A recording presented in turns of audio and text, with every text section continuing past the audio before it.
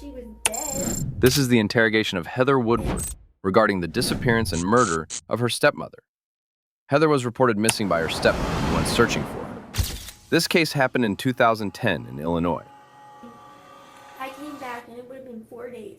I would have known if Barney was alive and there. I would have known. Because I have a sixth sense when she's near. Shortly after Heather reappeared on her own, but her mother was never seen again. Law enforcement became suspicious and decided to question Heather about her mother's whereabouts.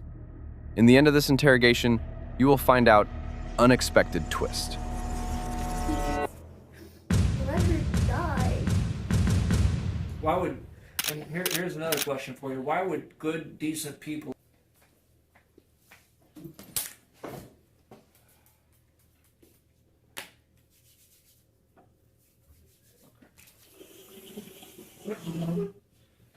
this room's audio and be recorded. You know how all that good stuff works. Like I do in all the other interviews that we've done, you got to run over just the formality here, your name and all that other junk. Okay? And then Detective Bambikitis will be in just a minute. This is case number 10-15120. Today's date is the 29th of September 2010. The time right now is 7:58 a.m. Good and early. I'm a morning person myself. No. Last name? Woodward. First name? Heather. What's your middle initial, Heather? Oh. Birthday? July 3rd, 19. And your address up here now? I know it's East College Avenue, but I don't know the exact date. East College Yeah, Avenue? yeah. Do you have a room number in that building? I can always get the address later. 118 East Burritt. Room 118 East. Burritt. How do you spell that? Burritt.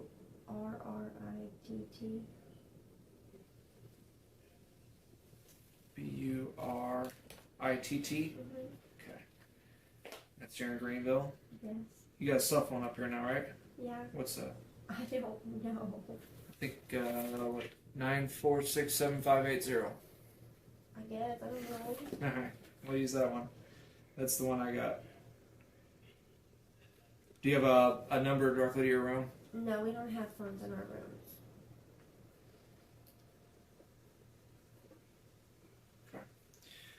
And just to clarify with you,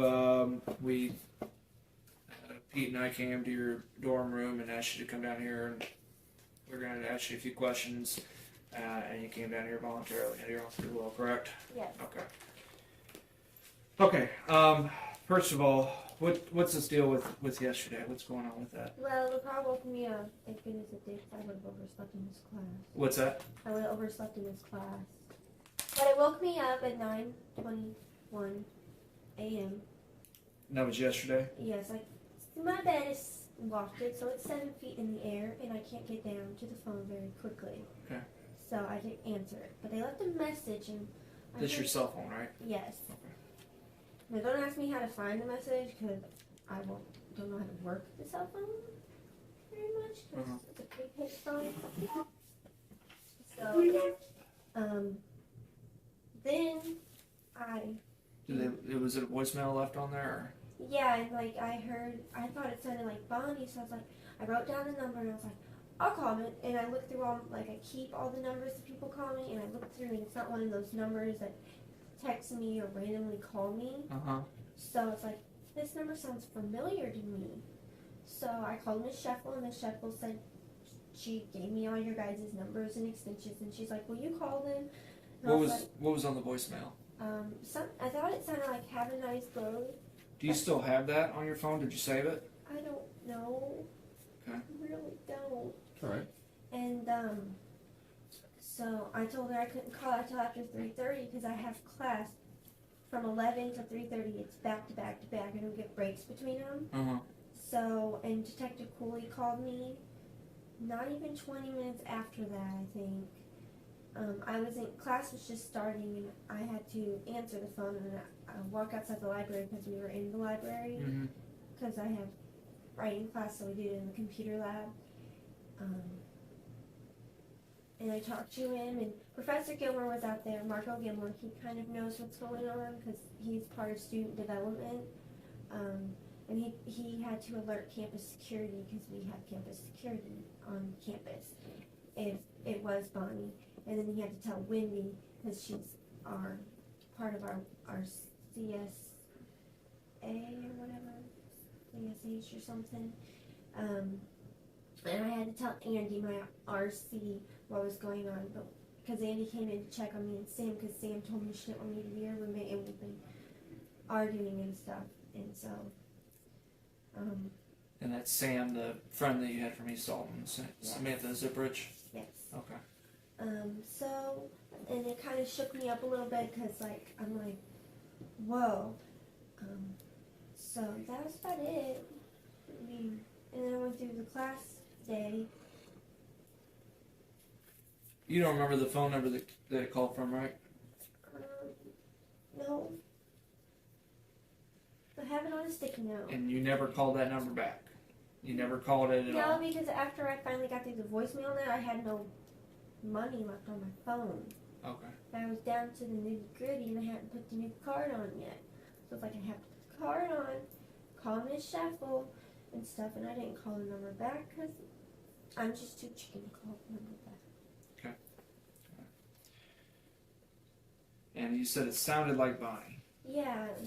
How much do you think it was Bonnie? I mean, do you possibly like a 10% chance, 50% chance it was her? Just about medium. About medium. So there's a good 50% chance it sounded like Bonnie, or it was Bonnie. Yeah. But you can't be for sure. I can't be for sure. Okay. And you never heard that voice before from anybody else that would only be No, they Bonnie's don't voice? leave voicemails. Okay. All right. The only one who ever does is Miss Shuffle. Okay. Run down for me, if you could, again, on the day that you left Christine's house. Oh, okay. Okay, just so I can make sure we're clear. I got a lot of that from you, but we've been doing this investigation. We've talked to several people. We've talked to Monica's parents, and we've talked to a lot of people, and we've gotten new information. And most of it you were on, but other stuff you maybe left out, maybe because you thought it was insignificant. I want to just remind you that we're working this thing, and whatever may be out there, any detail, no detail is insignificant to us. Okay, whether it may be small to you or what. Yeah, it may mean nothing to you, hon, but it could mean something. You got to tell us, because every bit of this is very important to us, because we're still working on this. We still have our own whole investigations crew that's working on this, and we want to find Bonnie as soon as we can. Okay. So the day, I think is there anything different that you need to tell me about up to the time you were at Christine's house, and then Bonnie calls there and says she wants you to come home? Anything different going on? No, I mean, I know I was talking to Bonnie on Facebook that night because we had got Miss Shuffle.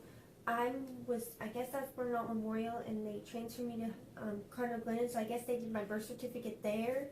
So she got that and Dad's death certificate, and it came that day, and I was telling Bonnie I was born in, St. Louis County and all this, and, she's like, we were arguing about it, and then, like, not 10 minutes after I got off Facebook, she called Miss Shuffle and told me she wanted me to go home. So I don't know if my grandpa talked to her, because we went to go see Grandma and Grandpa Woodward, and they were, because we needed Dad's stuff, because I had to get a new Social Security number, new birth certificate. And Did Bonnie not have all that, or she just didn't want to give it up? She just didn't want me to have it. And then we were going to try for veterans benefits to help pay for my college. And so we needed some of that stuff from Grandma. And I guess they told Bonnie, and they told me that I got a message from Jennifer after I came back, and she's like, you don't know who Miss Shuffle is? I was like, my dad's been dead for 10 years. And she's like, well, you all his Social Security stuff and all that. I was like, it's on his death. Well, I didn't tell him he had the death certificate. So, and Bonnie liked to call. Why did Bonnie want you home? I don't know. Was it because you guys were getting all that paperwork and she didn't like that, or what? That is our guess. Bonnie didn't want me to go to college. But she knew you were getting all the stuff so you can go to college. Right. She didn't want me to go. She Well- wanted me to stay home and get a job and give her all my paycheck. What was it like living with Bonnie? Some days it was good, some days it was bad. Describe the bad for me. It depended on what mood she is. Like, she'd come home from work and she'd get mad. Like, we had certain chores. I had to clean the kitchen, which consists of mopping the floor each day, Mhm. cleaning the counters, the dishwasher, the stove, the cabinets if they needed, change the tablecloth, and do the stairway, the foyer. And Aaron had to clean the bathroom each day, the toilet, the bathtub, the floor, the sink, and he had to vacuum all the carpets every day. Okay. So if you didn't do them right, she'd make you do them over again. Mhm. Like, if I didn't do the floor right, she made me remop it. Mhm. Or sometimes she'd hit Aaron, like, if you back out, she'd backhand you or something. So, And what you told me is it's still true that basically she did slap you a few times. I think you said even with a spoon a few times, like a wooden spoon. I think the way you Yes. said it, but none of those times left any kind of marks or visible injury. Correct? no. Okay. What other kind of was there any other kind of physical treatment that she did against you guys that just slapped you guys? She pulled Aaron up the stairs one time by his shirt collar, or his coat collar. Because my room's in the basement, and me and Aaron, when we used to share a room, and then I had the outer room, and Aaron had the little room. Uh-huh. And I guess he did something, and she dragged him up the stairs, and she's pushed us or knocked us down, but she's never left marks. Okay. I know. I think most of her stuff's just verbal. Alright. So what would you and your brother do usually to get a slap or? Now, if we like back talked her, or we said something we weren't supposed to. Uh-huh. So, What else did you not like about it? About being at home? I mean, I couldn't go nowhere. She says that I had no friends, but she wouldn't let me go nowhere. The only place I went was the library. And my senior year, she finally let me go to all 3 of the school dances because it was my senior year. Mm-hmm. So, But she didn't let you go much in many other places. yeah, I mean, I went to church events. That was at that Bethalto or Bethel. Is it Bethel or Bethalto Pentecostal I Church? Wood River Pentecostal. Wood River Pentecostal. Okay. And I guess did Christine also go to that church? No, Miss Shuffle goes to a Catholic church in Bethalto. Okay. So Monica and Roger went to that Pentecostal church, the Wood River Pentecostal church. So Christine and them didn't go to the same church. No. Okay. All right. Did Christine and the Carrolls even know each other before? When did they first meet They each came other? over at my graduation party. I had one. That was the first time they ever met. Yeah, because I had 2 of them. The Sister April Yeah. threw me one, and then we had one for the church that night. So Sister April, I think they met maybe at my graduation, but I don't know for sure. I know they met at the graduation party because everybody was there. Mr. Marshall, Miss Catlin, and Miss Carroll, and our Miss Sheffel, and Miss Catlin's husband Dave came because they're some of my favorite teachers. Uh-huh. And they met everybody. There was a whole bunch of people, mostly from the church, because I handed out 95 invitations and no one came. All I'm saying. But is that the one? Which graduation party was that? The graduation party with the Sheffel and the Carrolls that were at, or was that the other one? Yes. We had the first one. Sister April threw me, which is the one that Miss Shuffle and them all went to. It was Sister April? Yeah. You say sister, is that like just because she's religious, like a nun sister? Yeah. She's a church member At Yeah. Christine's church? At my church. at the Wood River Pentecostal. Okay. And she threw the party for me, and then Sunday, because that was a Friday, and then Sunday night we had one for the pastor put on for us, and it was 4 of us for graduating, so he had a party for all 4 of us. So and Miss Sheppel didn't go to that one. okay, so they went to the one that really nobody else showed up at. Yes, the one that. It was for you. Yes. Where was that party at? The Rocks Arena in Roxana. That was the Rocks Arena. Okay, and who introduced the Miss Sheffel to? I did. You did. Okay, so you knew Roger and Monica and the Carols through church, and Miss Sheffel came to your party, and you said, "Hey, these are all my friends." You introduced them. I Yes. got you. And then And that was Nathan too.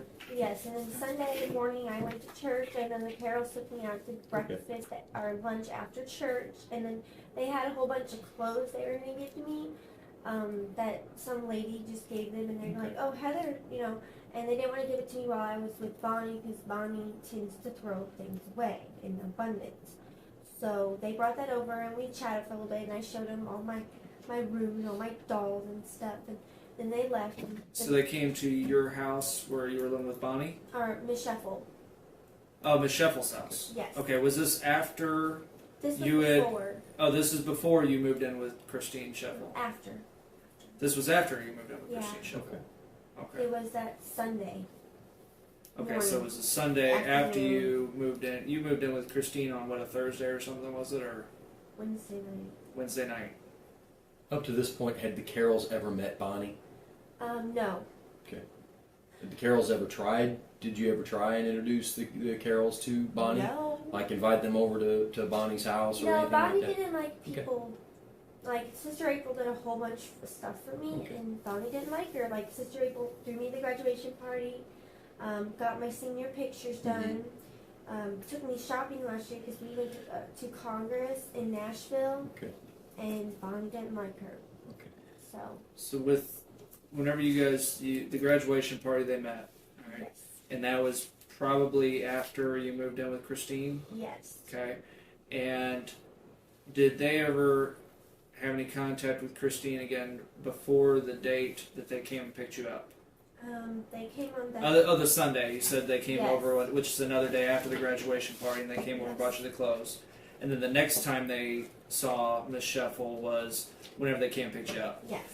And the way you've described before is that you got a call from Bonnie the night before, says you got to come home. I'm coming to get you the next day. You call the Carols. They say they can take you in, and then what happens from there? Did they talk to Christine? Yes. And Christine said, "Hey, yeah, you know, she's gonna have to stay there. Can she stay with you guys, or what? How'd that work? I think Roger came up with it, but I'm Okay. not pretty sure who came up with what. Because I know while I was on the phone with them, she was on the phone with East Salton Police trying to see if I could stay at her house, I and gotcha. they told her I had to go back home. Okay. So, And this was that night before. yes. And who were you mainly talking to? Was it Roger, Monica, or Nathan about the situation? Monica. Nathan was down at his grandparents' house, and he didn't get back until that Friday. That's Monica's parents in Goreville. Yes. Okay. Now, yeah, because he came home after you went home with them, right? All right. So that the next day, you think it may have been Roger's idea, but you don't know. I don't know. The next day, who picks you up? Both of them. And they're in what car? Roger's car. The silver Malibu? Yes. Okay. Now, and I guess, did Nathan have his blue car with him down at the... Yes. And then Monica's car was at the house whenever you guys got there. And that's maroon GMC Envoy. I know it's red. Yeah, red, like an SUV looking car. It's what they towed the boat with, right? Yes. Okay. You like the boat? Yes. Cool. So whenever they picked you up, did you have stuff with you? Yeah, I had some clothes and my blanket and my teddy bear and my CD player. Did you guys go back to Bonnie's house to pick up any more clothing or any No, items? all of my stuff was at the Shuffle's house. Everything. Everything. So you guys didn't go back to Bonnie's house. You didn't. I guess Bonnie was at work that day, right? That's why she wasn't gonna pick you up until the afternoon. Yes. All right. So did you guys go up to Eunice Smith to pick up anything? Was there anything inside the Avalanche you guys were wanting to get out? No, because I had everything. Like everything was at Miss Shuffle's house. The only thing that I left at home was my twerk cameras with my twerk pictures on it. And Bonnie had some stuff that I left at home. That she had a box ready, and she told me I could come and pick up. Like they redid our prom pictures because they cut our head off or something. Did you ever get those stuff back up? No. So that's to your knowledge, all that stuff is still at Bonnie's house. Yes, and I know, like you said, like after I came home, I got some of my stuff back, but like my books and stuff are in her truck. And they told me I can't have it back Okay.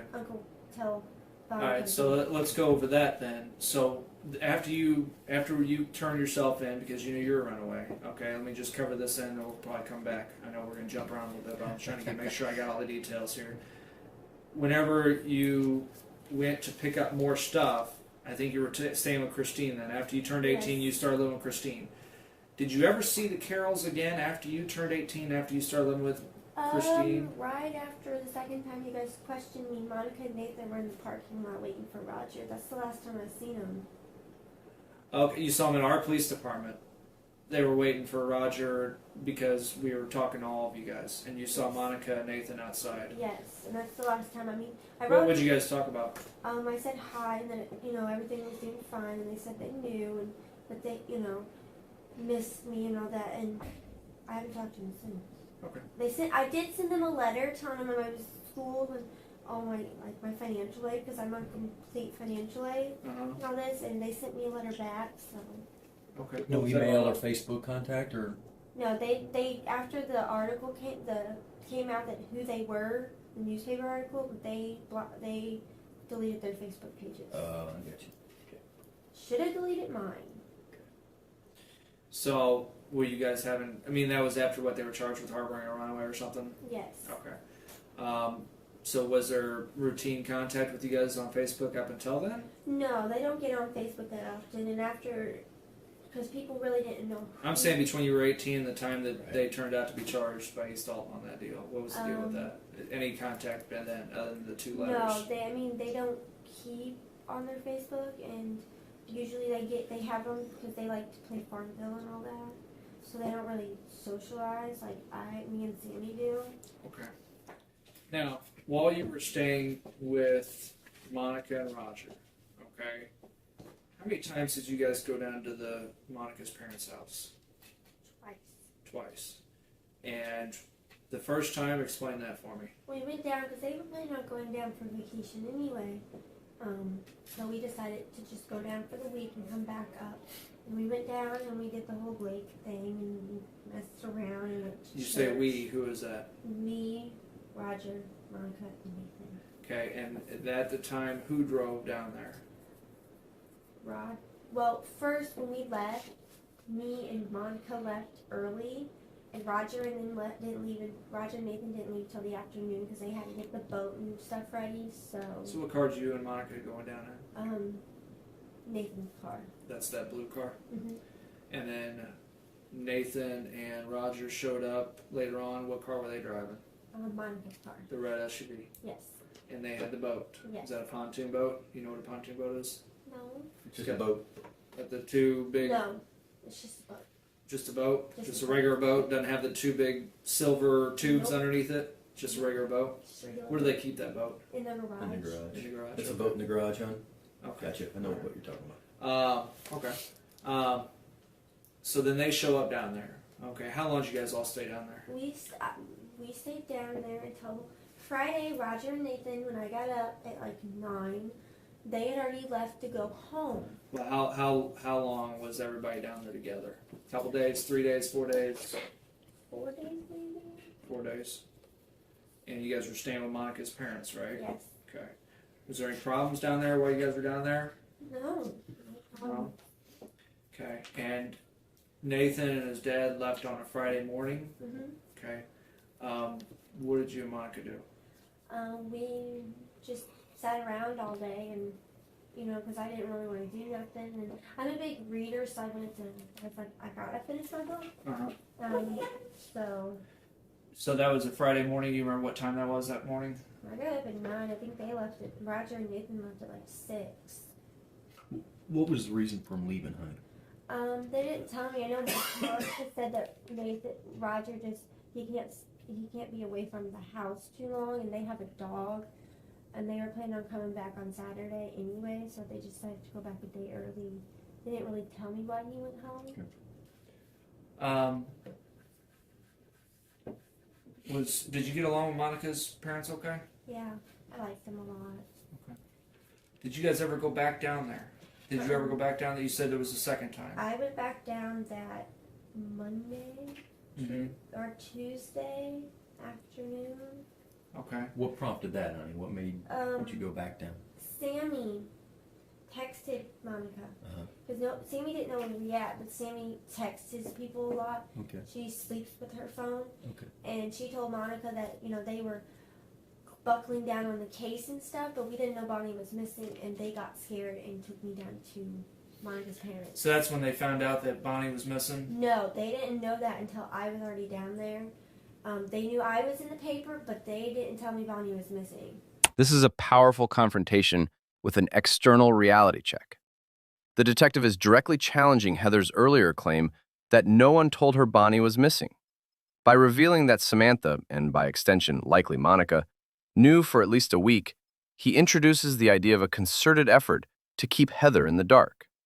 This forces Heather to confront the possibility that her protectors were deceiving her for a significant period, a deeply unsettling psychological pivot that undermines her trust in them and her own perception of events. They didn't tell you Bonnie No. was missing, so you didn't know Bonnie was missing. I came back Saturday on my birthday. Mhm. Roger and Nathan came and picked me up.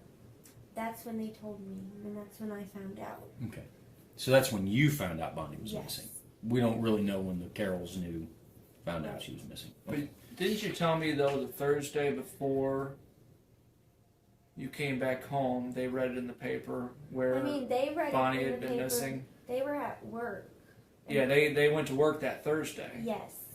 And they learned about it then. They didn't tell you? No.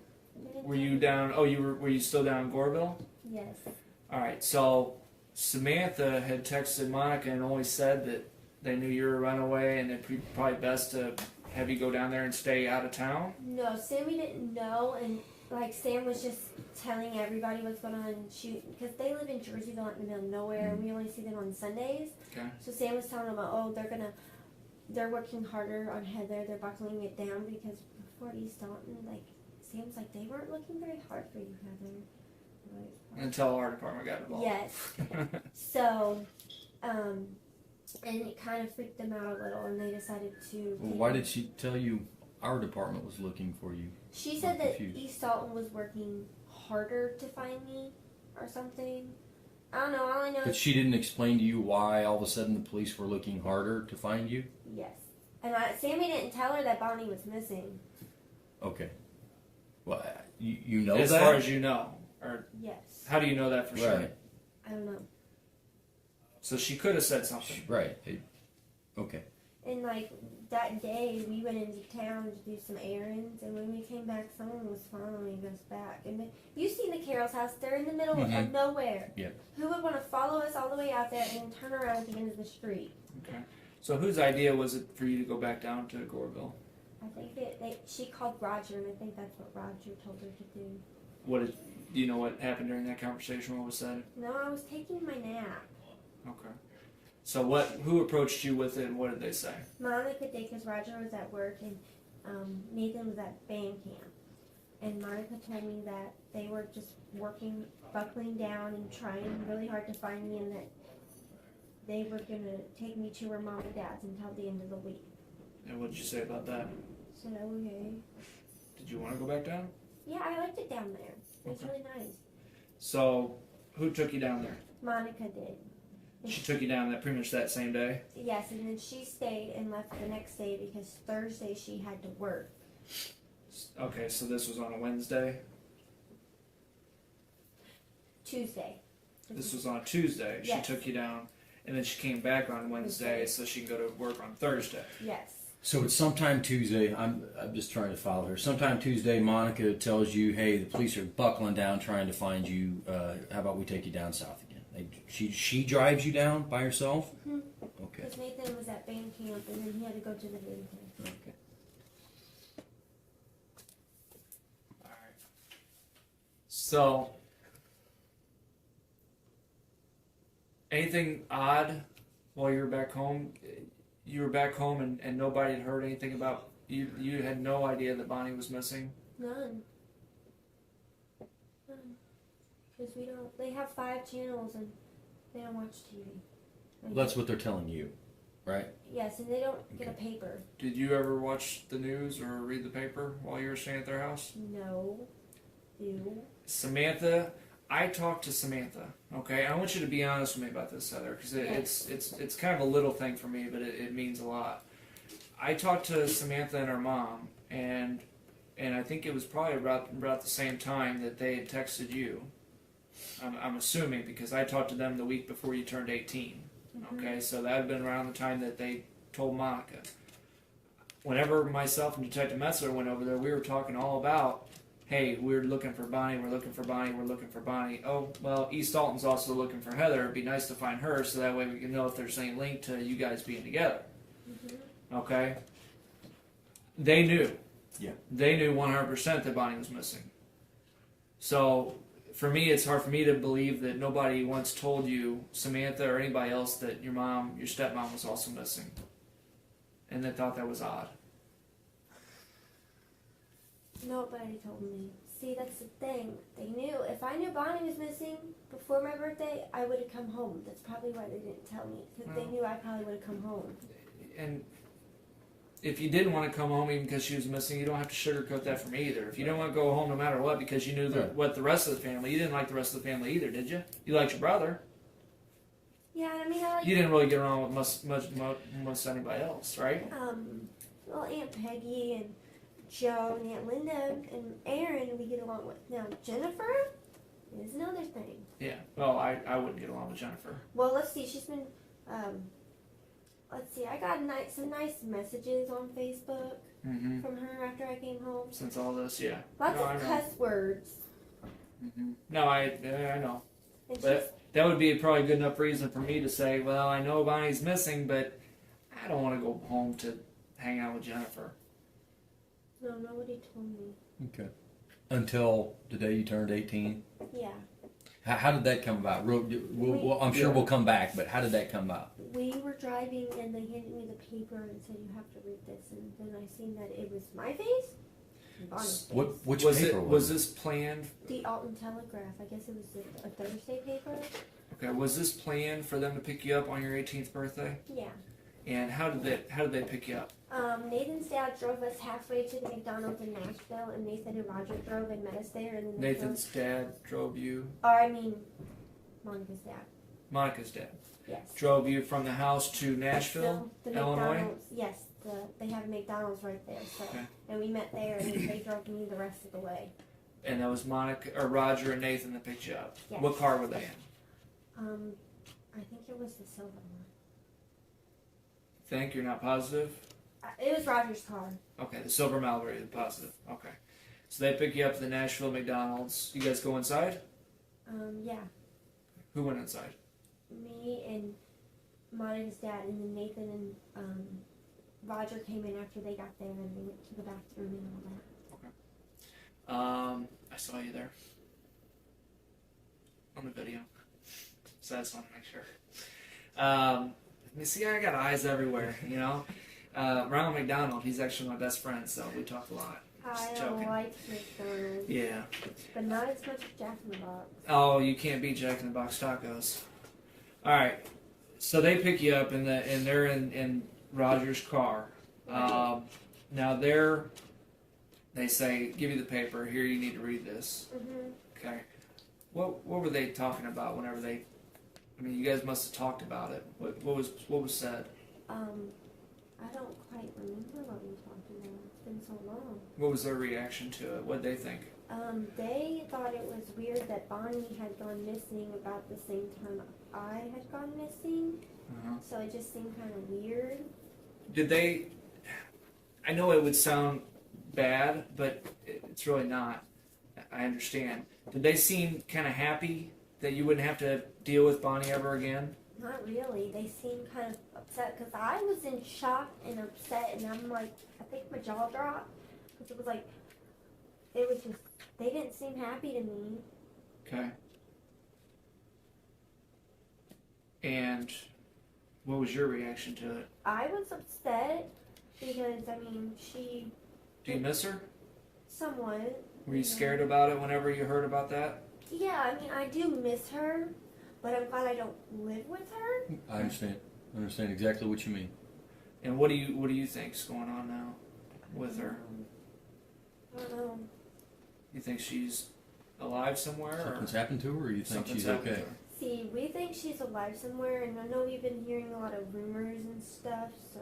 What are those rumors? Like, somebody said she's got plastic surgery or got something and moved to Pontoon Beach, and another one said she moved to Florida, and then supposedly there's a rumor that she had $50,000 and ran away with it, so. Okay. I don't know. Are those just friends or family members that's kind of... I don't know. I know Miss Sheffels' mom told her this rumor, and the one about the 50,000 I heard on her Facebook page because Michelle had posted it on there because there's been a lot of rumors. And then some lady behind us supposedly said that there's this guy getting out of prison about the same time Bonnie, or about the same time. Right. Okay. And she couldn't decide between Gary or this guy, so.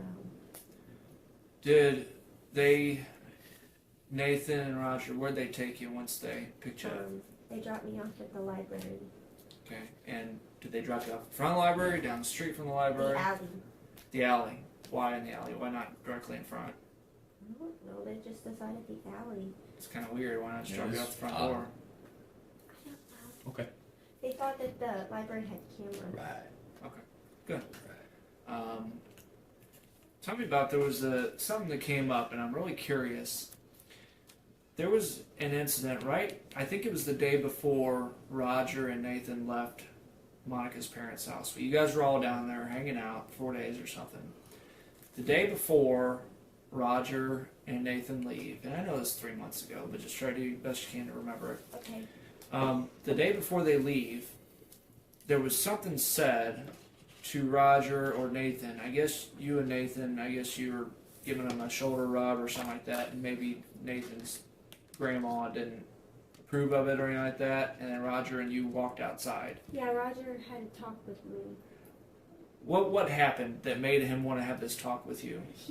What happened inside the house that made this all stir up? I don't know, but, he does it to, he gives the talks to his nieces, so he felt like talking. I liked it because I've never had a fatherly talk, so it meant a lot to me. So, Why did he take you outside to have this talk? so that, we can talk in private and stuff. Okay, and go best detail you can. What were you guys talking about? We talked about boys and how I don't need to date when I start college because I'm just sitting on the schoolwork. And we talked about Nathan and how he's too young to have a girlfriend. Okay. And Did you talk about how you missed having a dad? yeah, Tell me about that. I told him I miss my dad. Missed him all the time. So and then we talked about other stuff, but I don't quite remember what they were. I'm sure Bonnie came up. What was said about her?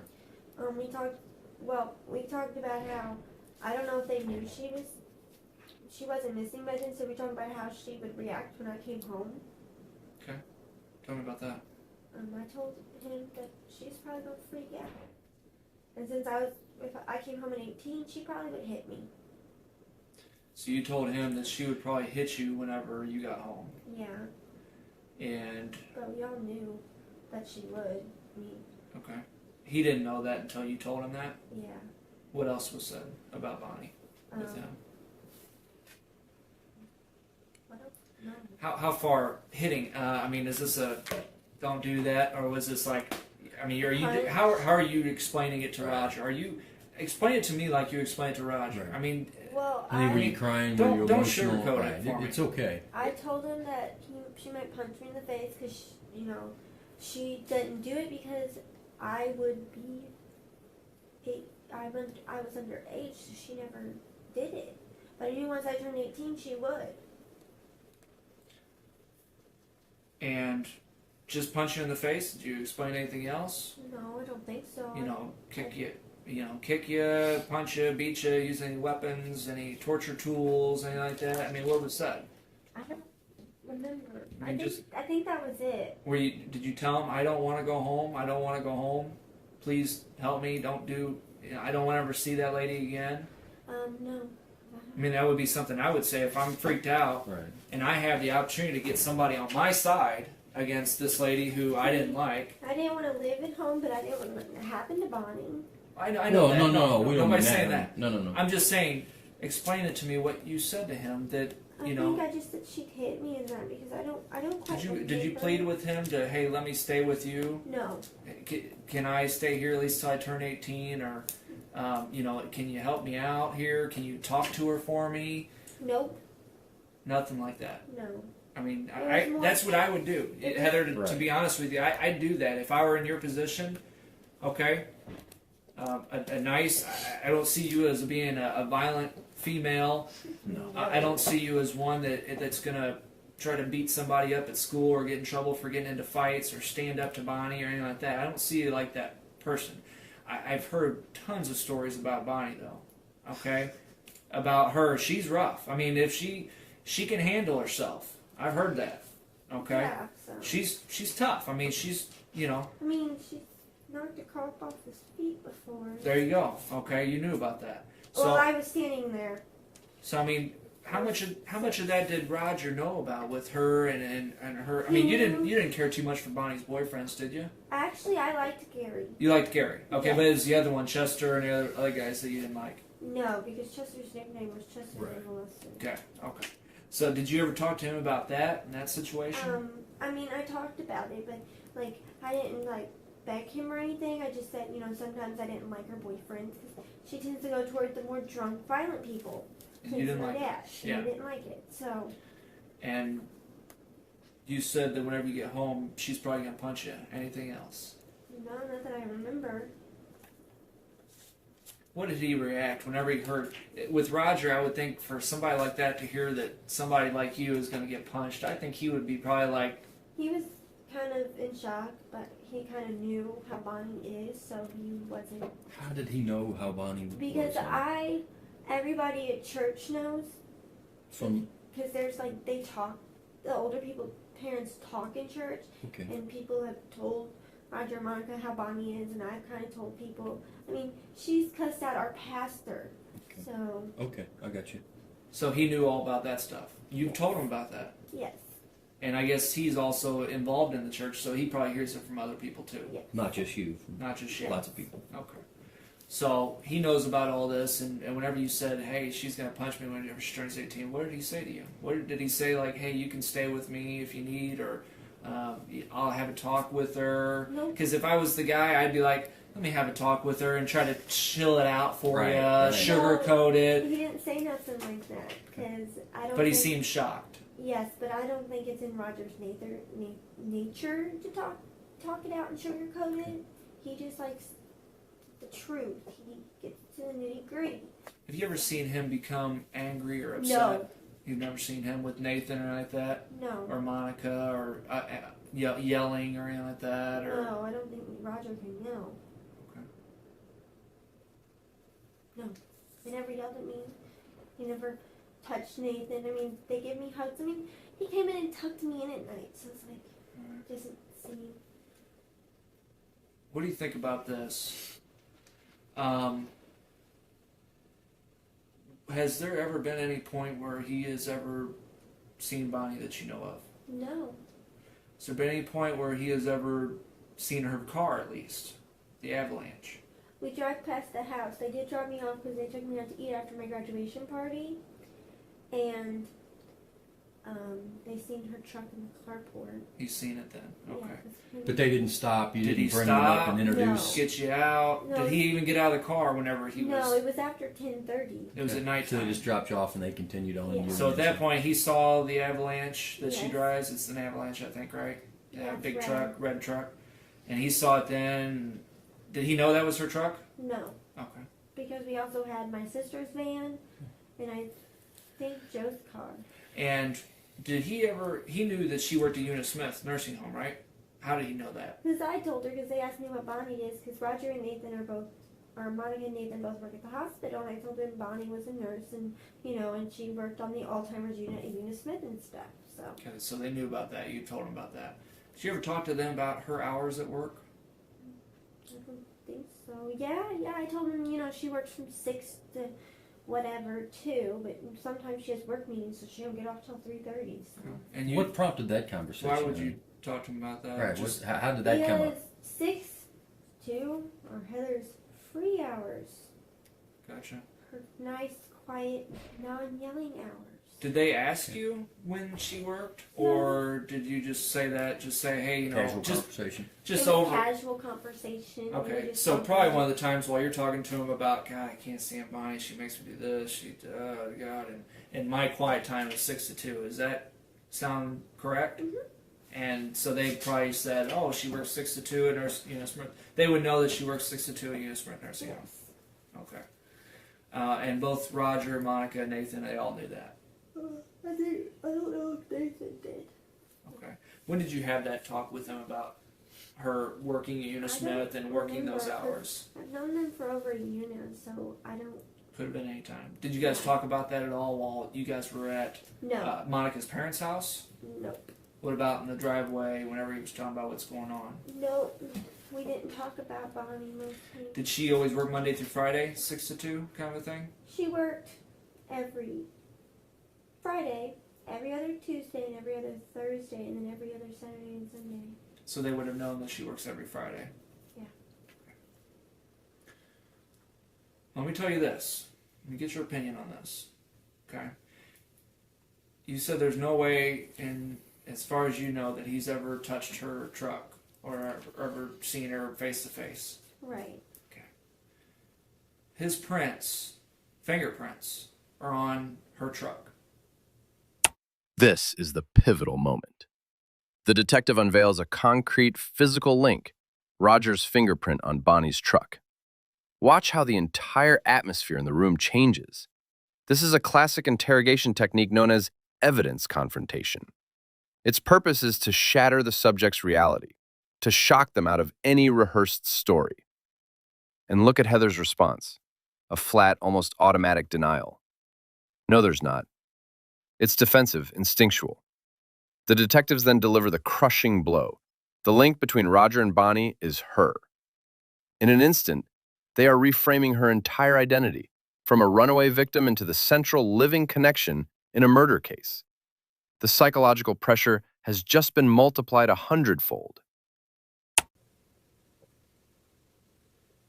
Mm-hmm. Honey, that's why we're here right now. Okay, not to talk to you about the phone number and the phone call that you may or may not have gotten yesterday or the day before.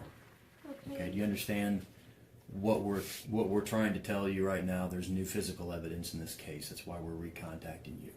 Okay, and this is what we need to know. There is no reason for his prints to be on Bonnie's truck. No, there's not.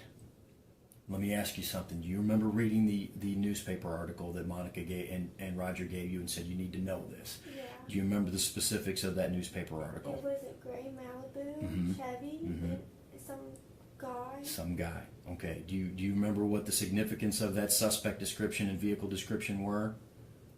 I'll fill you in. That's the last person that people that worked with Bonnie saw her with. Okay. Was a guy that was in his mid-40s, 5'8" to 6 foot, almost brown, sugar brown, graying hair. Clean cut with a little Clean belly. cut, little bit of a belly, gray Malibu. Last seen talking to her on the parking lot up there. Not just that, but standing at her driver's door while she was sitting in her vehicle. Okay.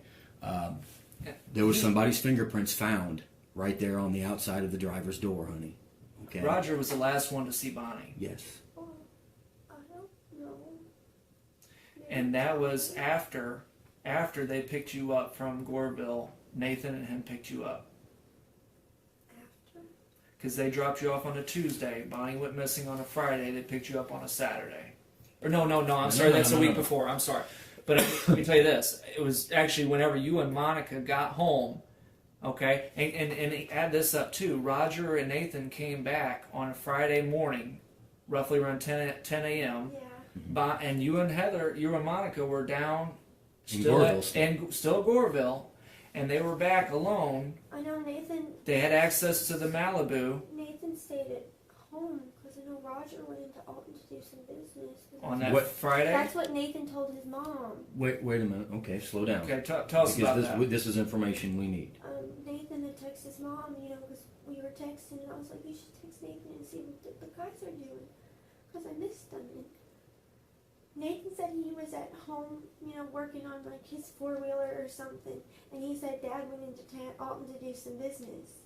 What kind of business would he have in Alton? I don't Did know. he ever have business in Alton before that you knew of? I don't know. I know he works in Hillsborough. So. Did Nathan happen to say what car he took? No. Did you ever see Roger drive his dad's car? Have you ever seen Roger's dad's car? No. You never seen it? No, I've seen Monica's dad's It's a car. silver Malibu also. It's like 3 years newer. Have you ever seen him driving that other car? No. If Roger went into Alton to do some business, would he have taken the SUV or would he have taken the silver car? Probably his silver one because that's the one he drives all the time. So Nathan tells you, texting, you know about what time of day that was? Did he tell you or Monica? He was telling Monica, Monica told me, and it was, I guess, in the afternoon. In the afternoon. And you know Bonnie went missing around 2 to 3 o'clock in the afternoon.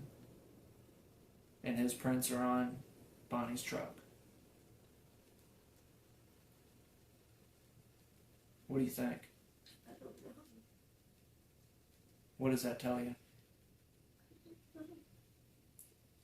Well, this is what it tells police, honey. It tells police that that Roger was clearly our mystery man, and that Bonnie, the last person that Bonnie was seen with, Is right. and leaving the parking lot in a silver was Roger. Okay, there's physical evidence that's going to show that, honey, beyond a reasonable doubt. Okay, so we need you to listen to that, And we're not going to understand tell it, you and come more. to grips with it. All I'm telling you right now is just the fingerprints on the truck. We're not ready to release everything else.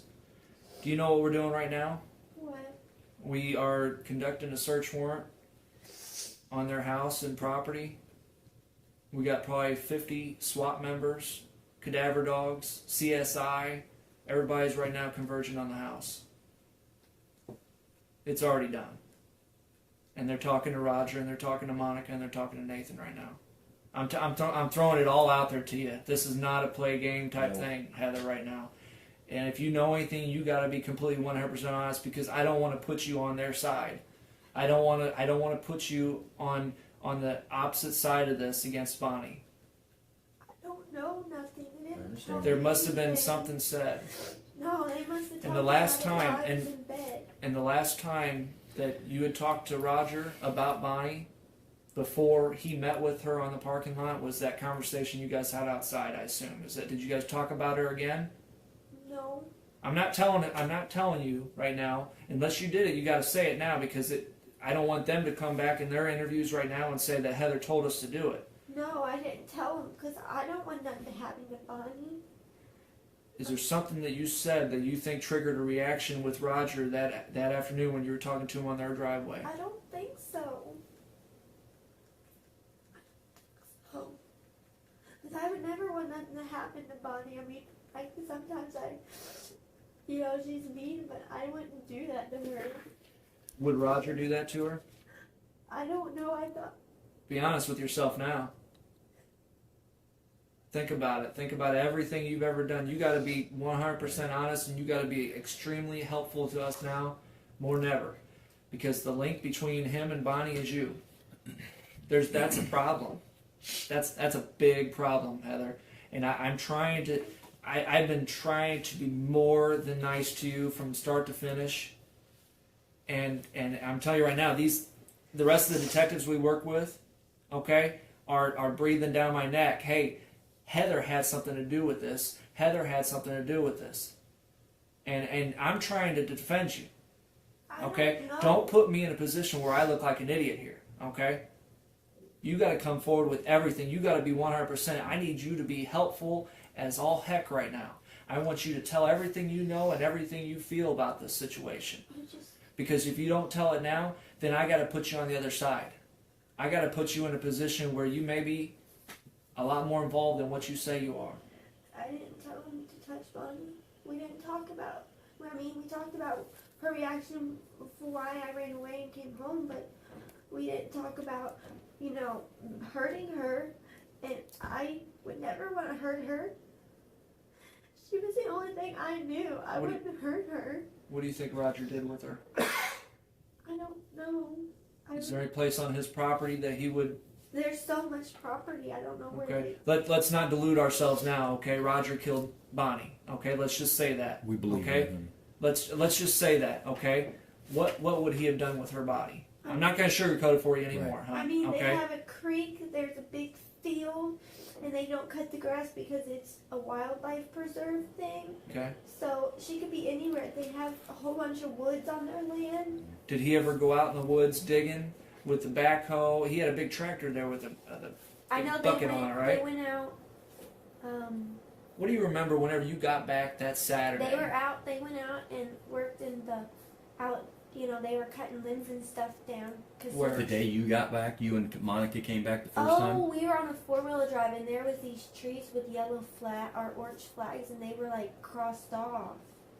Like, I guess you couldn't go up that 4-wheeler path. So were they crossed off? How many times have you been out in those woods? 3, I think. Okay. Did you go there before you guys went down to Goreville with all 4 of you guys? Yeah. Okay. How far around the property? You guys go pretty much the whole property? We ride around the field, paths in the field, and sometimes we go through the woods. And we went through the woods, and I think it was that Sunday night. And After you got back from Goreville the first time? yeah, and I seen the trees were marked off, and I was like, "Did a tree fall?" And Monica said she didn't see them. So were those trees? Did you go through that area before, and those trees weren't marked before, and now they were marked? We didn't go through them, but the last time we went down that way, they weren't marked. And then whenever you came back, they were. Yeah. Where do you remember those to be on that property? There was the house, and then like behind the house, there's like a valley thing. And it Whose house? Whenever you say house, was it? Monica and Roger's, and there's like a big valley in between these trees, and you go down and it takes you to the creek. Okay. And it was kind of before you get to the creek, about halfway, I think. I don't. It's kind of hard because I had a chair out there, so if you guys ever came, I would run out to my chair. Okay. So you and Monica went 4-wheeling when you got back on that Sunday, or you and Nathan, or all of Me you? and Monica, Roger, and Nathan was on his 4-wheeler. Or on his dirt bike. You guys all Roger went was on 4-wheeling? his dirt bike. How many other 4-wheelers are up there? There's 2, and me and Monica were on one, and then Roger was on one, and Nathan was on a dirt bike. Okay. Nathan was on the dirt bike. All right. And was Roger not wanting you guys to go a certain spot down there then? We always, when they go 4-wheeling, they always follow Roger. What else was unusual? Did he act anything like different, like he was trying to protect an area or not wanting you guys to go through an area? No, he looked the same to me. What, and those trees marked off, was that a path where you guys just couldn't go that time? Yeah, I mean, like, it had the orange tape, the bright orange So you guys couldn't go down that path? Yeah. But you guys were able to go down that path before? It wasn't blocked off before, but we never went down it because it's a big steep hill. Okay.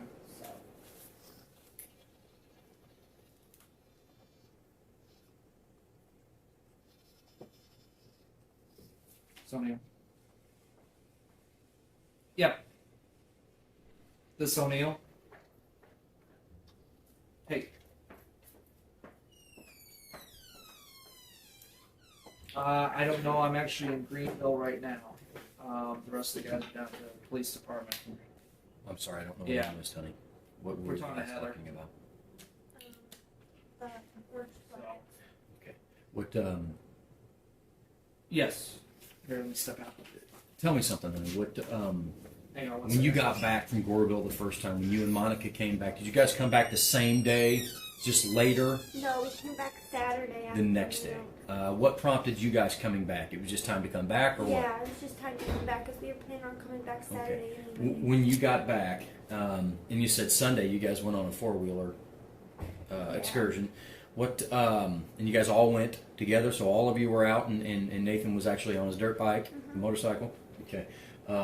How describe to me how Nathan was acting, how Roger was acting. Roger was acting like Roger. I mean, he's very quiet and he keeps all his feelings inside, and he doesn't express his feelings. Right. So I don't really know how he was acting. I mean, Nathan was the same. He Okay. was all happy to see me, and I was all happy to see him. Okay. Okay. So let's rewind it a little bit here.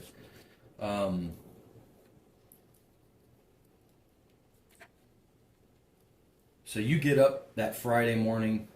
Yeah. The men are gone. Yes. At what time can you remember Monica and Nathan texting, and Nathan texting Monica that Dad had to go into Alton on something.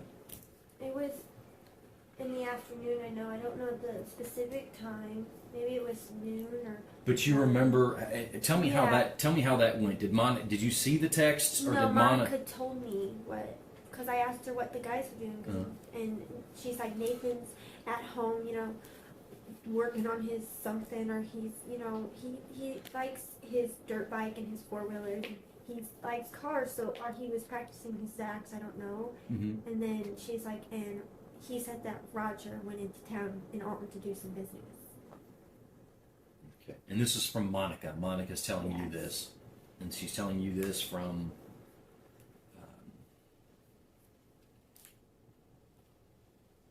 That she's getting that information from Nathan. Okay.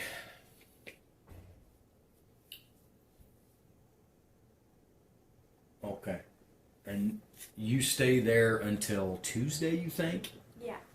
Okay.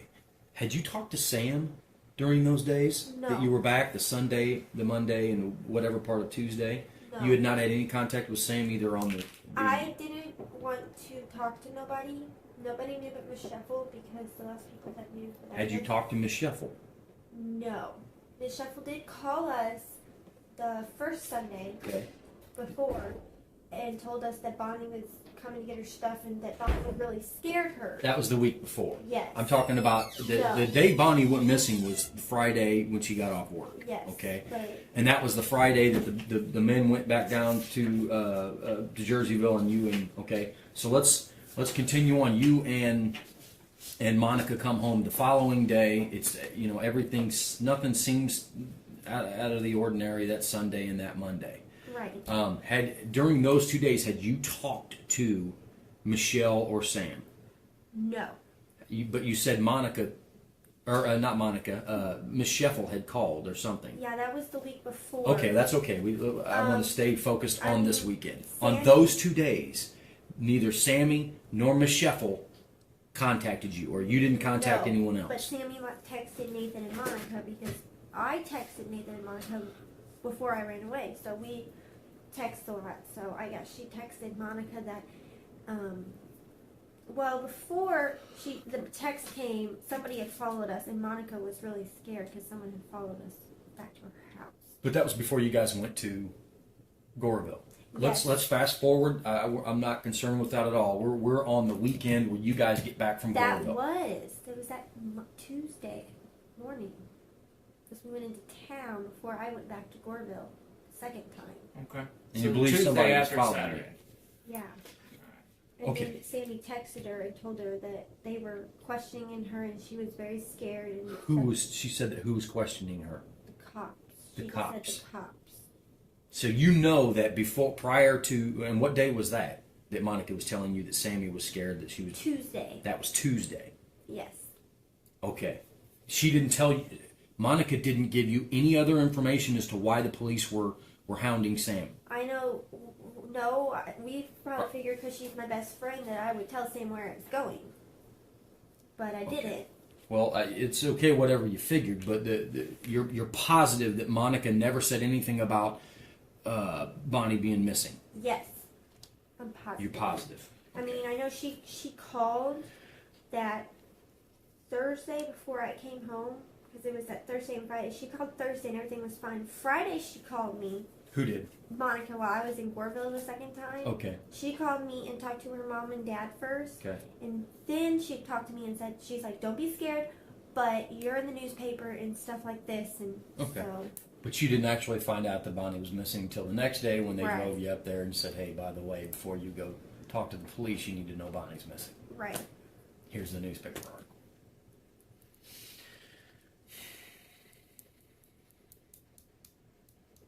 Is there any other place in Jerseyville that Roger would frequent, wooded areas or anything like that, or was he always secure on his own property? Did he go anywhere else up there? No, he liked his property. He wasn't, he liked to stay at home and stuff like that. What kind of stuff would he do out on his property, out in the I mean, woods? they cut down trees or cut down limbs and stuff and burn limbs, and they mow out there. So Yeah, but, what else? What do you think here? I mean, we've told you everything. I mean, what's your view? What do you think he did with her? I just don't know what to think.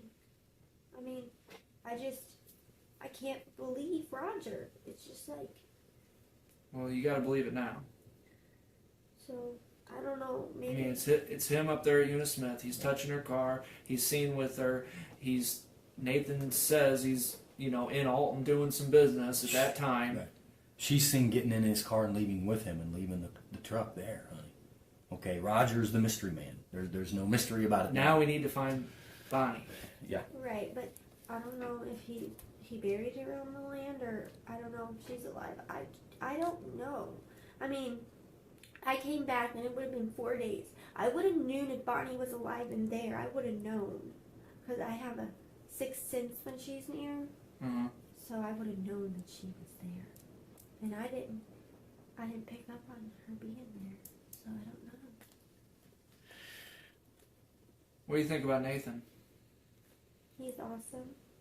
My best friend. Would it be shocking for you to know that he's involved? Yeah. And I just couldn't see Nathan doing something like that. I mean, he's so quiet and so shy. I mean, he's at home. He doesn't go anywhere. I'm sure when Roger pulls up with Bonnie, he's got to wonder something. Right. I don't know. They seemed fine to me. They didn't tell me nothing. So the way they were acting, Was normal for them. They were no changes. all quiet and broody. That's pretty scary. So that's normal for them to be quiet and brooding. Yeah. They're boys. That's pretty scary, Don't you think? Yeah. That they can do something like that and then still be quiet and calm about it? Yeah.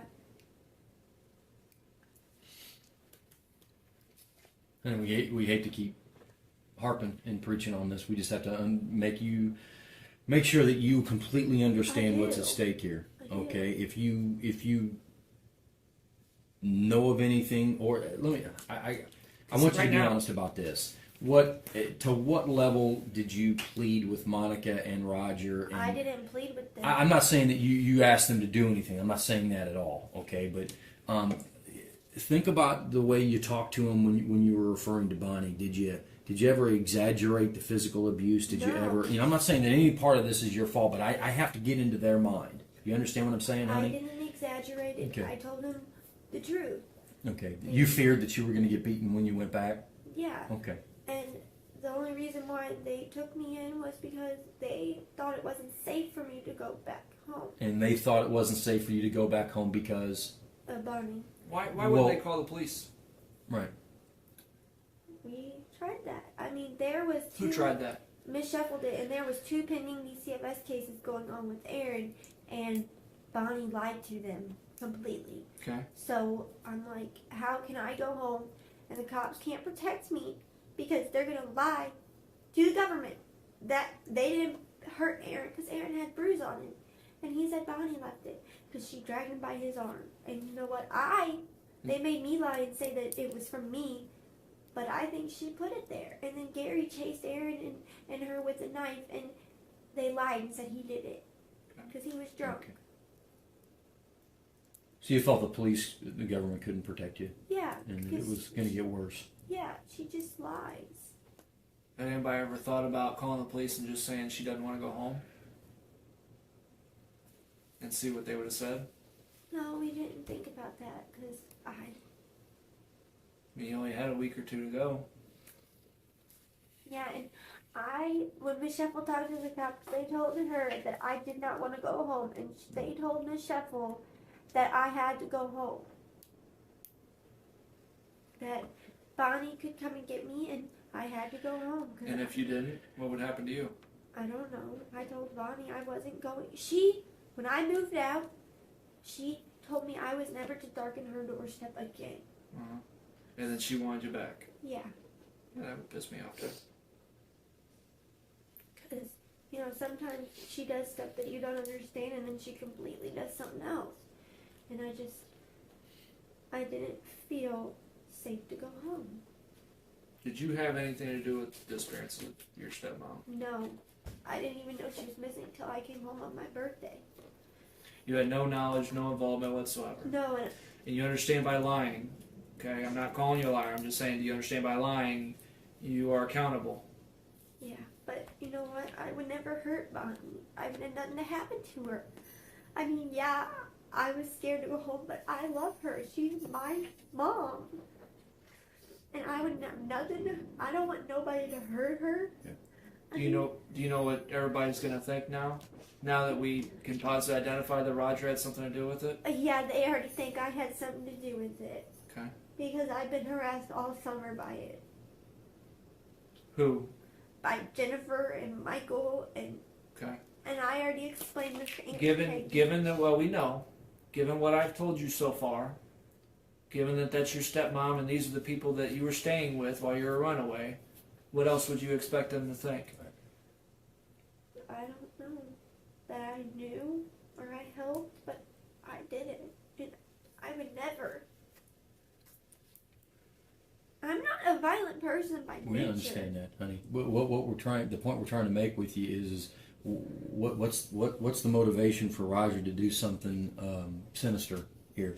I don't know. Well, I mean, you're smart, honey. You're 18 years old. That's You're a gonna be smart girl. that's gonna be the difficult Right. part, Heather. That we have to describe that through all this, through what Roger did, and whether Monica or Nathan had anything to do with it or trying to cover it up, with all that going on, you had nothing to do. No knowledge. No. Nobody even gave you a clue. You never had a clue in your mind that would have happened, or that could have happened, or that did happen. No. Do you know how hard that's going to be for us to explain to other people? You need to explain that to us. See, sometimes things can go over my head and I can be pretty ignorant of stuff that's right in front of my face. I lived with Bonnie long enough to know that sometimes I overlook things, and I probably overlooked it and didn't realize it. But I did not know that it was them that did it to Bonnie. But I mean, Here we see a brilliant flash of psychological self-preservation. Cornered by the logic that she should have sensed something was wrong, Heather reaches for a mystical explanation, her sixth sense. She claims she can feel when Bonnie is near, and that she felt nothing on the property. This isn't just a quirky belief. This is cognitive dissonance resolving in real time. Her mind is trying to bridge two unbearable truths, that she is a perceptive person and that she lived obliviously with a killer. So, she creates a narrative where her perception did work. It told her Bonnie was not there, thus absolving her of the guilt of ignorance. It's a fragile emotional shield against a devastating reality. you even said you had that sixth sense whenever Bonnie was around you. Sounds like you're a pretty smart person. You're a straight-A student. And I didn't sense her when I came back. And then explain that to us. If this ever goes to a judge and a jury, how are you going to explain it to us? Okay.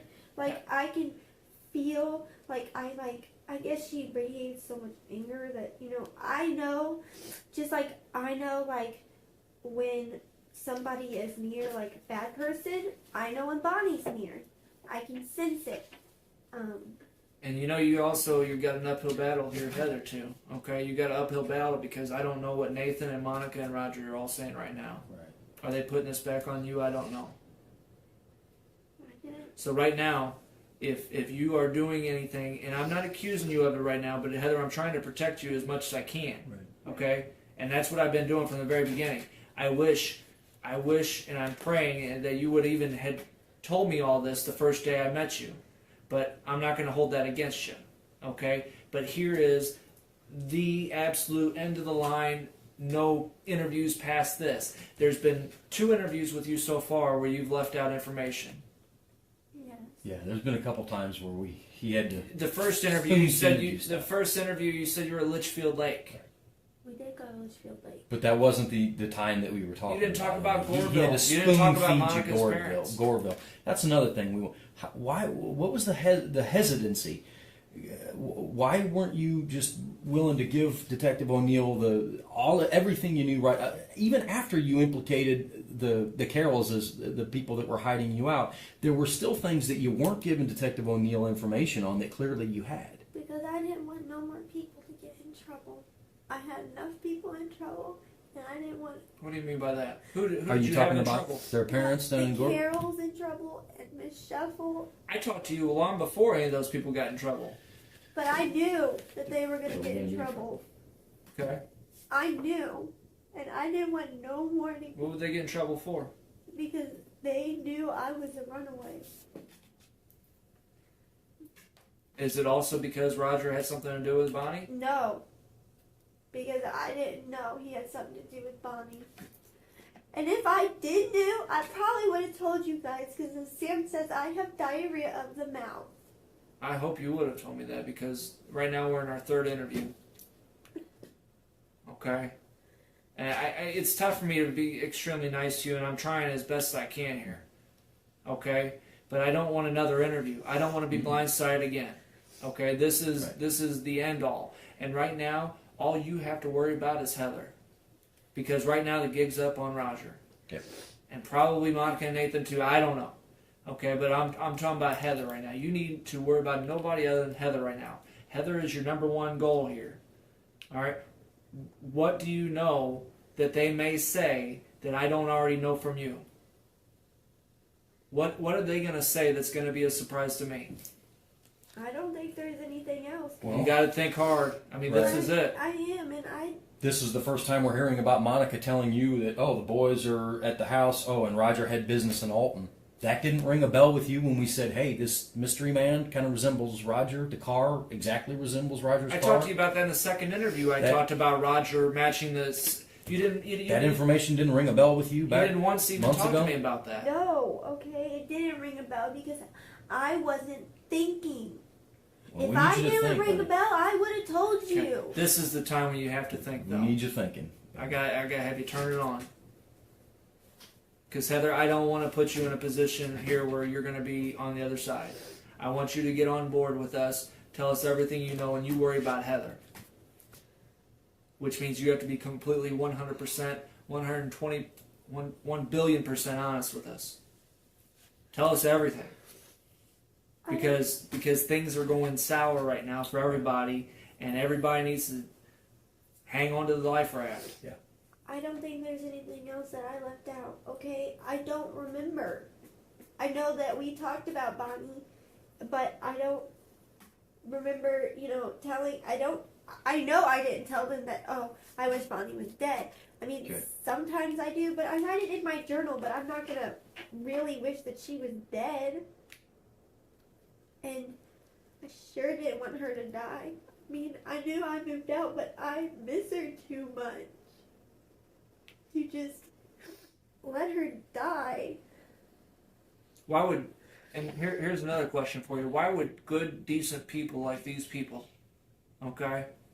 Because that's the picture they're going to paint. Why would good, decent people like this with no criminal history have that much hatred to commit a murder? See, that's what I'm wondering, because maybe Roger just snaps, or I don't know. I don't think Nathan could do it, but Roger, he's just so quiet and mellow. And Here's another thing. If this ever goes to court, his defense attorney, okay, I'm just saying hypothetically, let's say he gets charged with a murder here at the very end of this, and he's wanting to defend himself. Do you think that he's going to care about your feelings? He's going to tell his defense attorney to go hit you with everything he's got. And they're going to be accusing you of telling them what to do, of setting it up. They don't care about you anymore whenever it's their butt on the line. They're not going to care one lick about you. That's why, I'm not saying that to be mean, Heather. I'm just saying that you need to understand that. I want to make sure it's perfectly 100% crystal clear to you that they don't care about you if they get themselves wrapped up into a murder investigation. Well, they've already dropped you, honey, like a hot rock. They've cut you off Facebook. They've not. Is that true? Is what you've told us true? You haven't had any contact, or they haven't. They don't had want any anything to do contact with you. They're not going to try to hold on. they wrote me a letter. And do you have that letter still? Yeah, it's in my dorm room. If you guys want to see Well, it. we need will that. want to see that, honey. Yes. Yeah, we'll need that. In a nutshell, what's it say? It said that, wow, what a summer, and then we talked about how they hadn't heard anything about school. They hope Miss Shuffle hadn't lost her job and all this. Nothing about Bonnie. Nothing about, hey, have you heard from Bonnie? Or you think she's where do you think she's at? Nothing. Nothing. Okay. That's kind of odd, don't you think? Yeah. I mean, I called them 2 weeks after I got home, and they didn't want to talk to me. 2 weeks after you got home. Yeah, because Sammy had done something because me and Sammy were fighting since I got home. What do you mean since you got home? Home Since where? I came home on my birthday, we've been fighting, and Sammy says I have changed so much, and we just fight, and Sam upset me, And they called you? I called them. Oh, okay. What does Sam have to do with all this now, right now? That's it. Sounds like she talks with Monica a little bit. I don't think she texts them anymore because they don't answer. They don't answer phone calls. They don't answer text messages or emails. Or they answered my letter though, and I didn't think they were going to open it. And I only wrote it because I felt like I needed to do it. Think Sam knows anything about this? I don't know. Well, looking back on what we've told you, in that Sam had been texting Monica, telling her, "Hey, the cops are on to you. The cops are looking hard for it." Well, guess what cops that were talking with Sam? That was the Alton police about a missing Bonnie Woodward. Okay. Do you think that Sam wouldn't have told Monica that, "Hey, by the way, Bonnie's missing"? Bonnie, she probably would have, I guarantee you she did, honey. but they didn't So tell me. that's my okay. So you're absolutely positive they made no mention until Positive. the day that you turned yourself in. They said, "Oh, here, by the way, before you go talk to police." Okay, Yes. but you understand now. They knew. Yeah. They knew that she was missing, Yes, and they didn't tell me. and they didn't tell you. Okay. Until the day you went to say, "Hey, I should probably go talk to the police now that I'm 18." Yes. Right.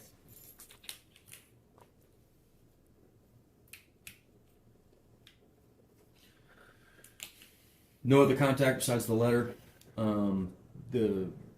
The phone call that you called them after you and Yes. Sam had gotten in a fight. And that was the last time I heard, and then me and Miss Shuffle left on vacation. Okay. That's right. What did that last conversation, that telephone conversation, who were you talking to? All of them? I Or? talked to just Monica, and Yep. we talked about Sammy and how she understood that Sammy can be mean sometimes, and I just have to forget it, and, forgive her. And, So you call her because you and Sammy were fighting. yeah. Any other talk? No. She didn't even ask you, "Hey, have you police been No. talking to you?" I don't like to talk Bonnie about show? Bonnie because I'm in college and not many people up here know, and so if everybody knew, I have to start explaining it. So I don't really tell. I mean, I know like my closest friends up here know No, what, honey? What? that Bonnie's missing, Okay. and that my family thinks that I had something to do with it. Okay. And if you get on my Facebook page, it's clearly there Okay. that they don't like me. What do you think about Sam's mom? I don't know. She's controlling. They made a floor plan for our dorm, and I have all these rules I gotta follow. What do you think? Does she keep in contact with Monica or Roger? No, Sam said she hasn't heard from him. Me and Sam had this argument at 2 this morning. Sam says that she doesn't get to see the Carols anymore because it's all my fault. Who doesn't get to see the girls? Sammy doesn't, and like the people at church and stuff. But So, leading up to you being a runaway and Bonnie missing, were the Carols and Sammy's mom close? no, I don't think Sam's mom ever met them. Did Sammy and her mom go to that same church, whatever Sammy's Pentecostal? mom doesn't go to church. They It's don't. just Sammy that Just goes. Sammy. But Sammy's mom doesn't. Yes. So, is there any close connection at all between Monica, Roger, Nathan, and Sammy's mom? No. Sammy's mom seemed a little odd to me, and I think you kind of explained it. She's sometimes, she's the one who told Sam that she doesn't want me as Sam's roommate anymore. Sammy's mom doesn't like Bonnie either, does she? No. You don't think she would have anything to do with this? No. See, I don't think so because then she'd mess up Sam's life, and I don't think she'd do it. Okay. I mean, people who meet Bonnie, they really don't like her. Okay. I mean, I'm serious. Mm-hmm.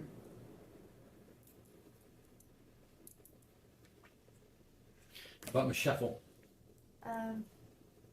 See, Because to be honest with you, anybody reading these articles in the newspaper, honey, is a lot of people, and it's knowing that I'm a police officer. They, the teacher's got to have something to do with it. yeah, because they think What do you think? me and Miss Shuffle did it.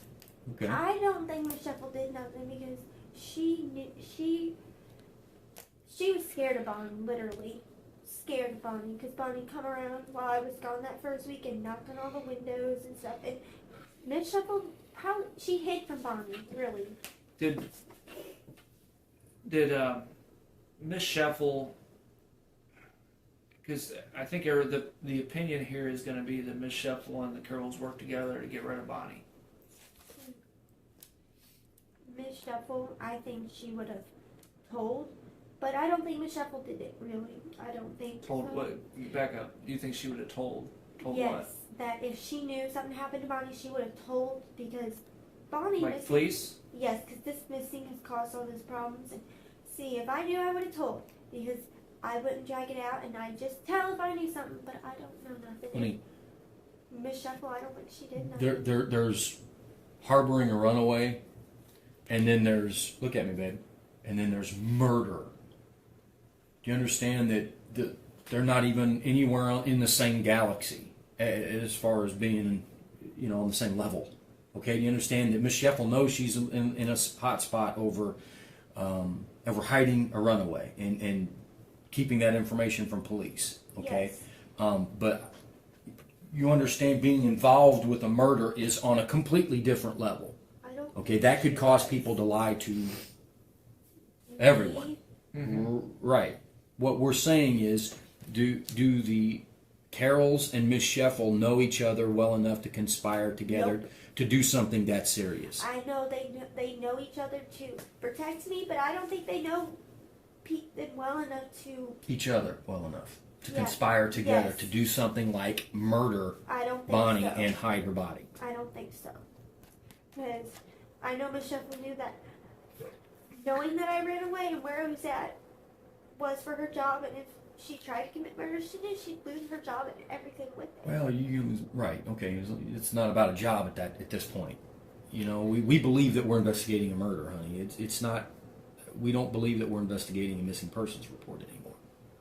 Okay, I hate to keep pounding this into you, but this is what we're dealing with, honey, based on a lot of new physical evidence that we have.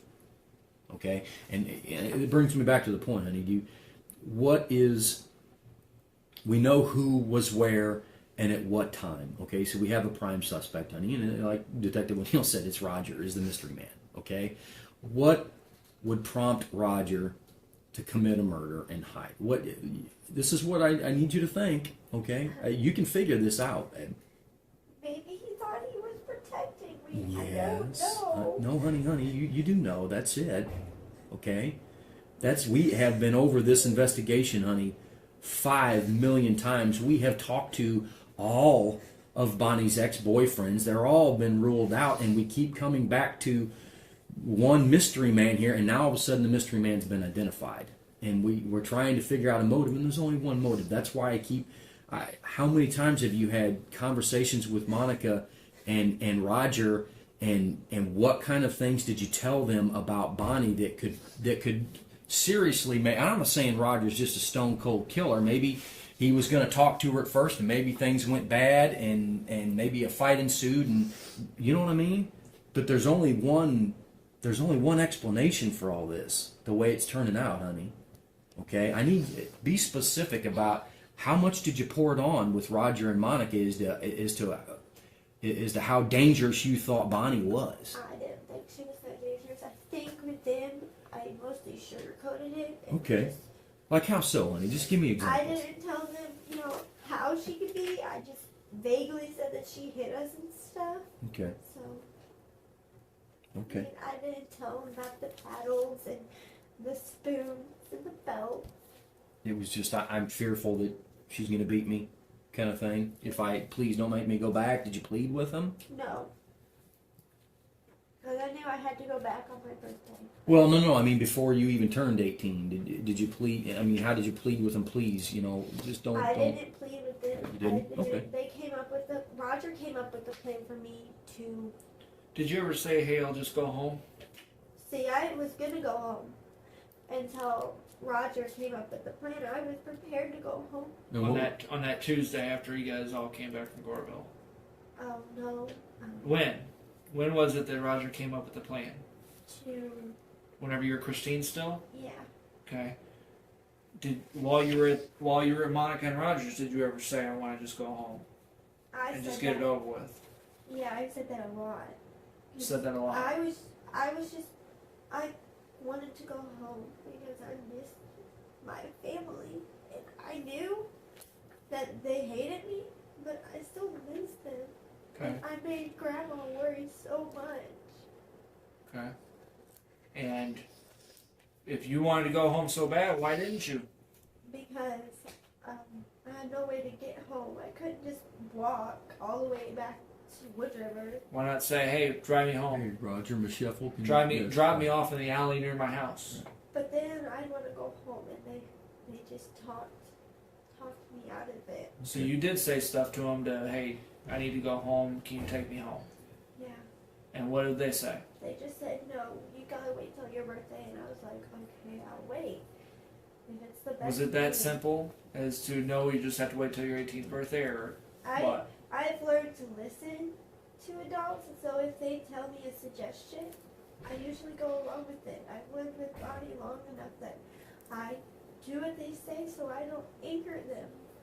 And you said it was Roger's idea, honey, to do what? What was Roger's plan? For them to keep me and think that I ran away. Okay.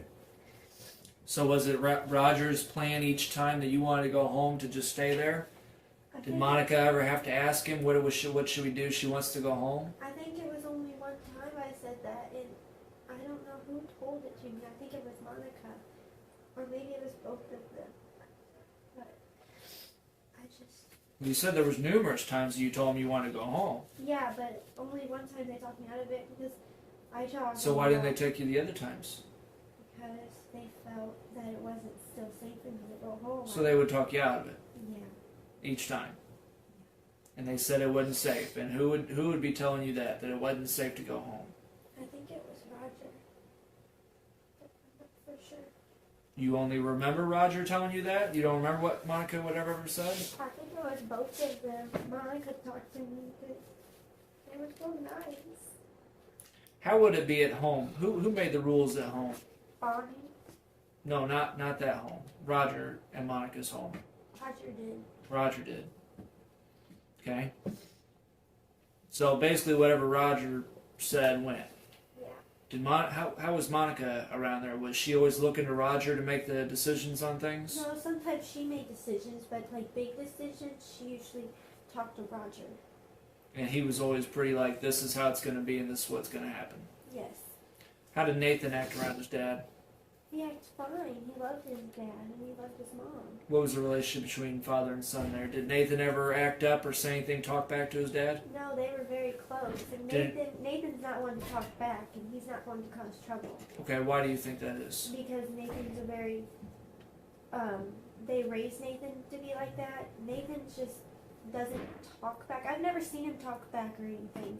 He's always so quiet. Do you think that because of what Roger and Monica, the way they raised him, you say the way they raised him, so you think they say, look, this is how it's going to be, or there's going to be consequences. You don't talk back, you don't do this, or otherwise there's going to be this.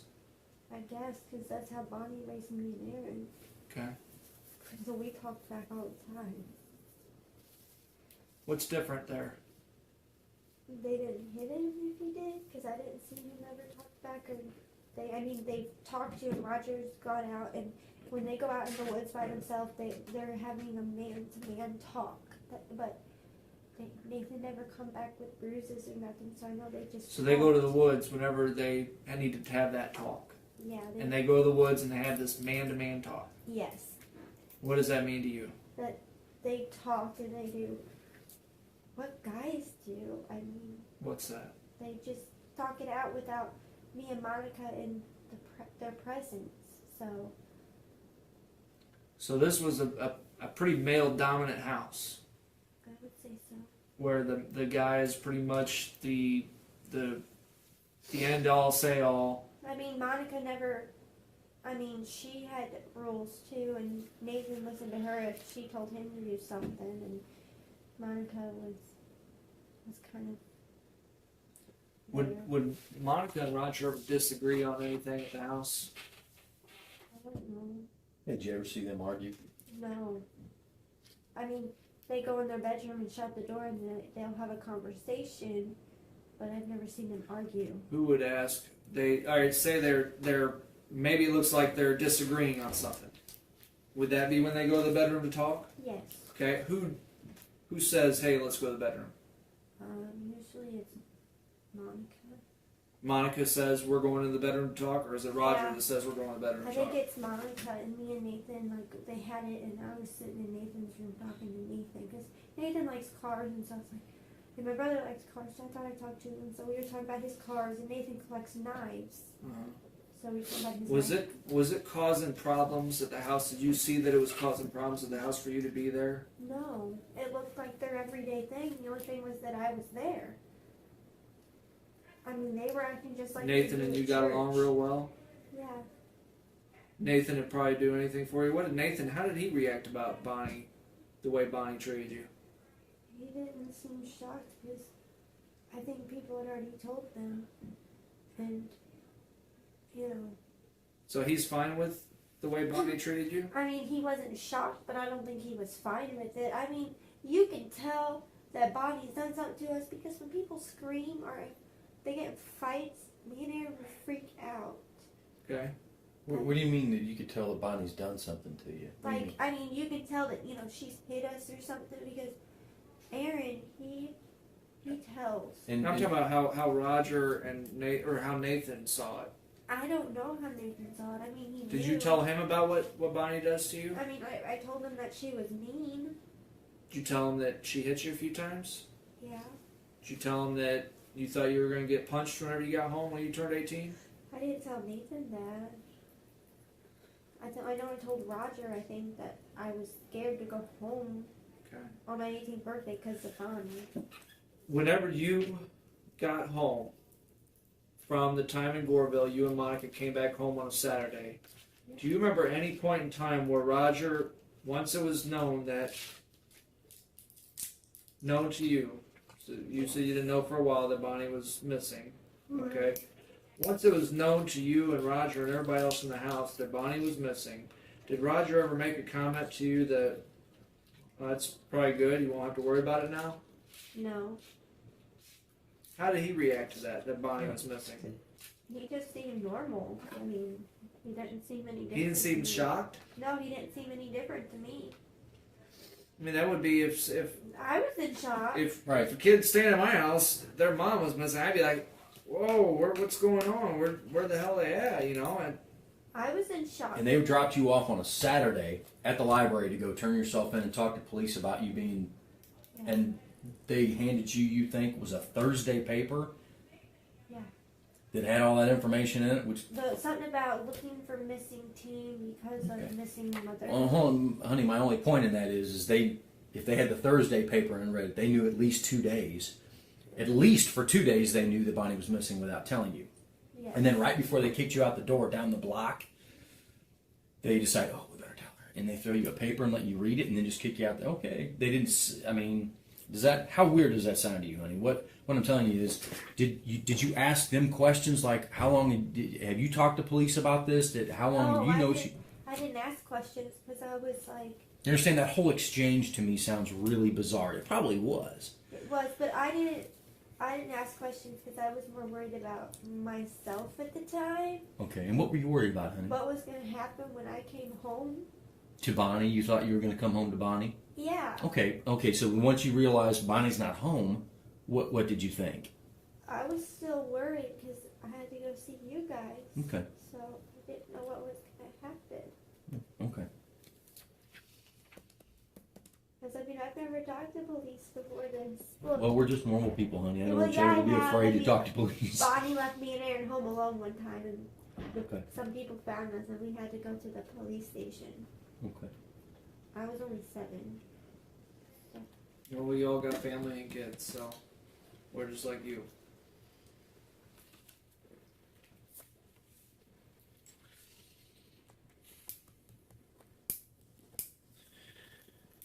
Heather, you want to give us a second here? Yeah.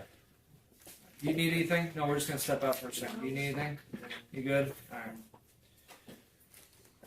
We're going to make a quick call here, and then we'll be right back.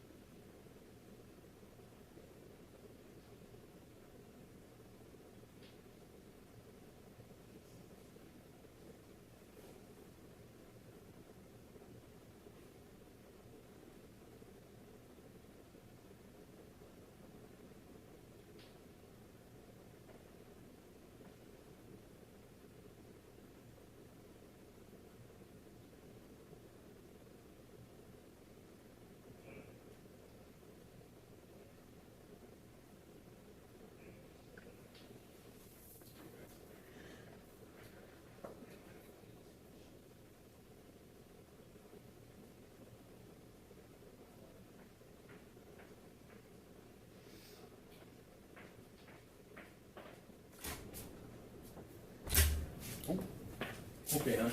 We're just gonna finish up a couple of things, honey, okay? And then we're gonna get you back to school. Just before we go, honey, and before we have to come all the way back up here, I just want to absolutely make sure that what you're telling us is 100% truth. Okay. Is there any possible way that you're leaving anything out that could even, maybe you don't think so, but maybe it is important? I think I told you first. Okay. Then let me go over a couple things with you. If Bonnie is not buried somewhere up on that acreage in Jersey County, Yeah. where else would let's say Roger? Where else would Roger have taken? I mean, the only place I know is like his parents' house. I've been there. Like, What? his mom and dad's, but other than that, I don't know. Okay, what kind of property does Roger's parents? You said you've been there. What kind of property do they have? They have acreage, or is it just They live in town, but I think they have a farm. They have a farm. I think so. How do you think that, honey? Because I think that they mentioned it. Because I know they have a house in town, but I know that he mentioned that they used to have a farm, or they had a farm, or something. Okay. Now, Roger mentioned it, or Roger's Yes. dad? Roger mentioned did. it? Okay. Roger mentioned that his parents had a farm, but you've never been there. You don't. No, because they have a town. They have a house in town. So Okay.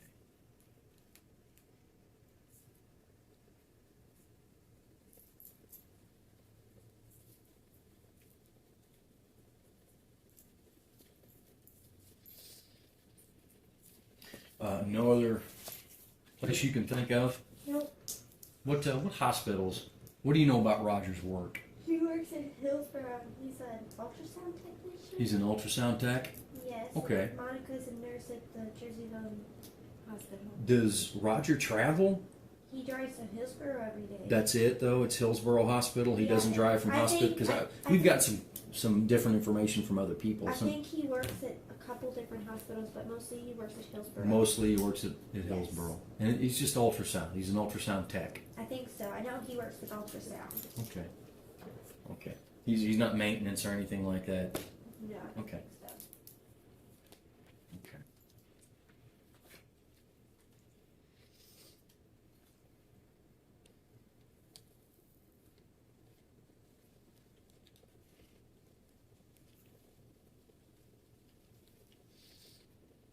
Have you ever met Roger's parents Yes, I did.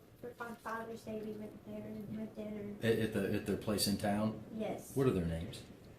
No, I know that his father's name is Roger as well. His father, Roger Ro- Senior. Roger's a junior. Gotcha. So Roger's dad's name's Roger, but you don't know what Roger's mom's name is? No. Okay.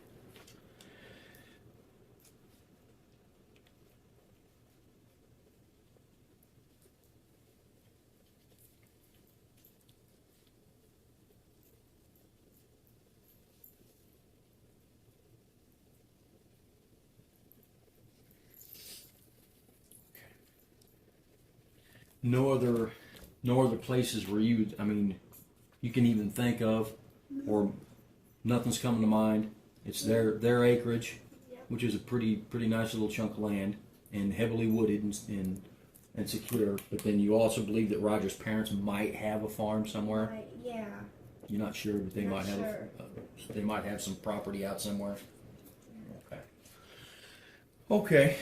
All right. Let me go talk to Detective O'Neill and run this by him, and we may be getting you back to school here pretty shortly. Okay. How do you think Sam's going to talk to us? You think she's going to be very open with information about what's going on? I mean, obviously she's your age. She couldn't have possibly had any involvement She in this. might be. What time is it? And I'll tell you where she's at. It is 9:44.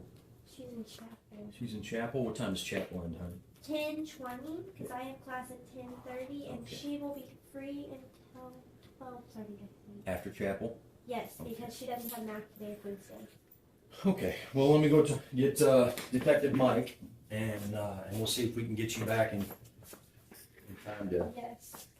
So I can run. You're gonna miss chapel today, but Okay. Well, we don't have to go to every chapter, but we have to have 36 of them a semester. I'm looking for 36 of them. okay. All right. Give me a minute, babe.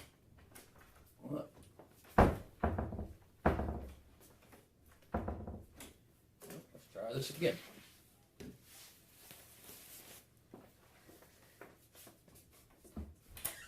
There you go.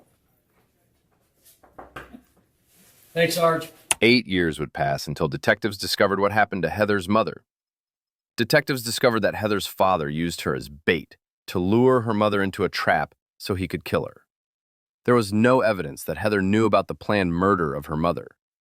In 2018, Heather was given immunity and testified against her father. Sharon comments, "You want me to post an interrogation of her father.